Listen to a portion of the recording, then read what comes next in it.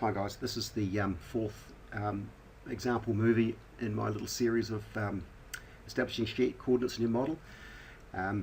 This time you have an input revit model with the shared coordinates that have been set up.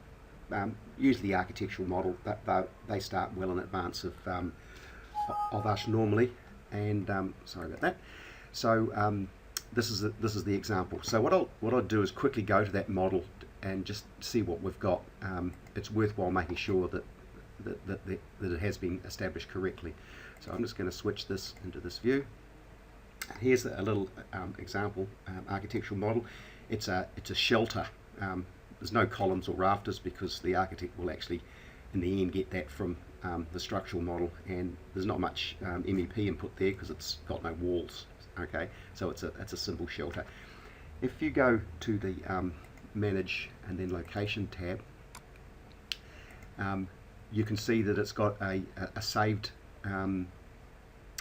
site internally, and you see there's a deviation of Project North and True North. So something has been established here. So let's just have a quick look. Quickly go to a plan and change it to True North.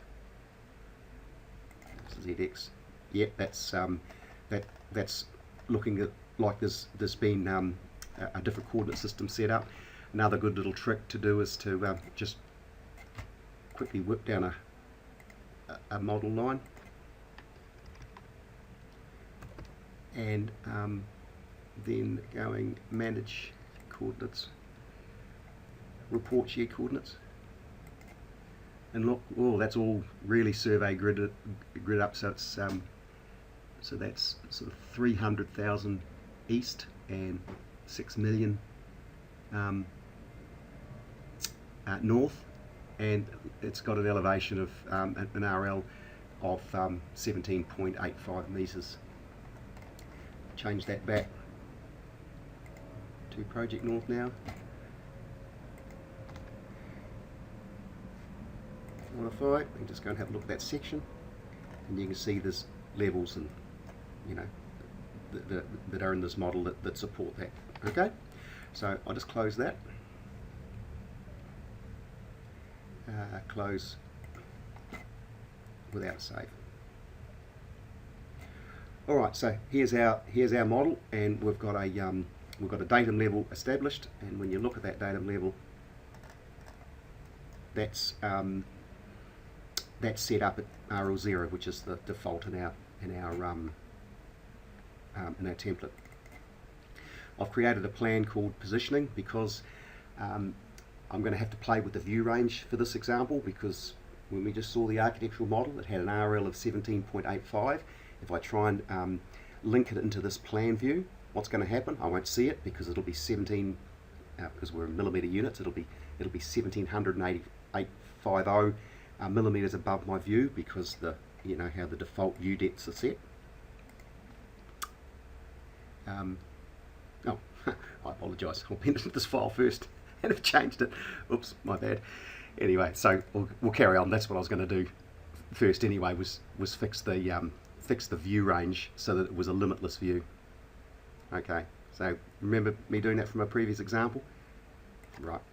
The other thing I could also do is I could go to a north view, and I could actually link the Revit model in here. Elevations are a bit unique in that they're sort of quite limitless. So if I did center to center in this view, it would come in an elevation in the correct, and I'd see it. So let's go back to datum here, and we'll link the Revit file. Revit file. Apologies. Okay, and we will link it center to center. All right, so nothing yet. ZX. Oh, so this is often what you see, because this has got its own internal coordinates. It's placed it miles away. So what I'll do is just move it down here to our starting point.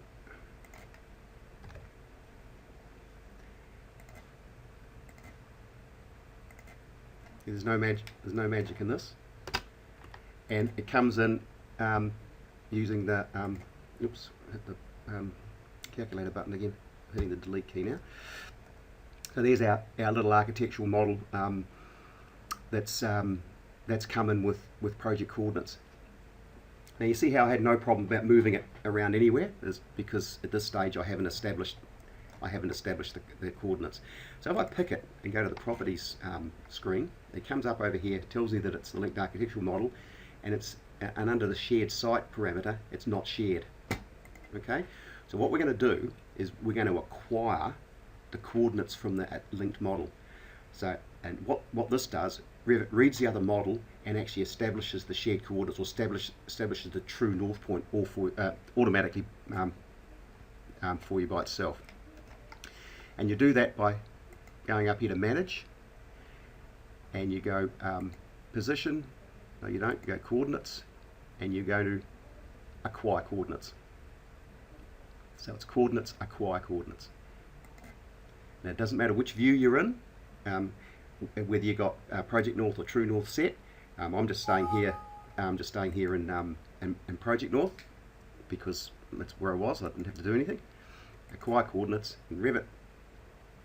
Down the bottom of the screen, select a linked project from which to acquire shared coordinate systems. And you come over here and you pick your architects file. Okay, simple as that. Now if I pick the architects file again, you see how it's now changed the shared site. It's picked the internal stored location, which you looked at before. I've called it correct survey location. And now if I now go True North, my project now rotates because it's taken all the information about the two different coordinate systems and has put them in the model. Now go back to Project North. Next thing we've got to do, of course, is now establish our levels. So I'm going to cut the section, view, cut section.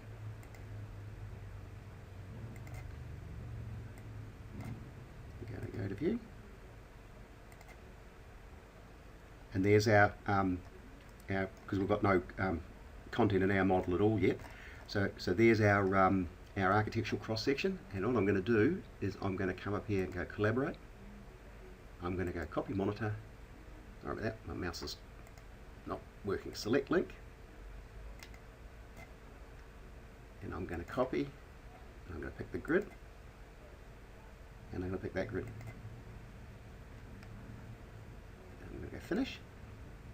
So the copy monitor command creates a new grid in our model, but it leaves a monitored link to the linked architectural model. You should always copy monitor grids and levels. Now I'm going to go to back to our plan view, and I'm going to go collaborate,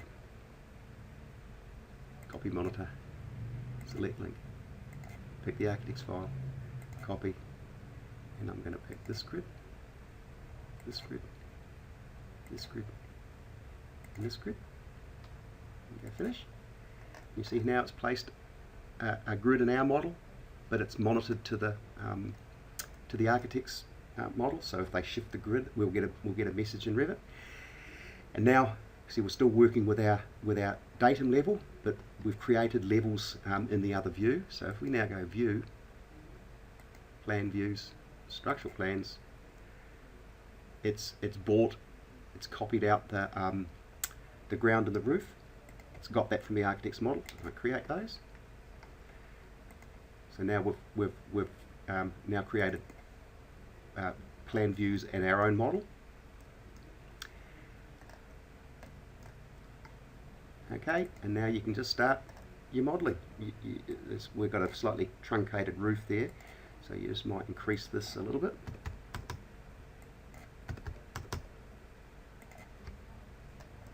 Okay, so now you can see the roof. Now, if we go back now and look at our own location in this model now,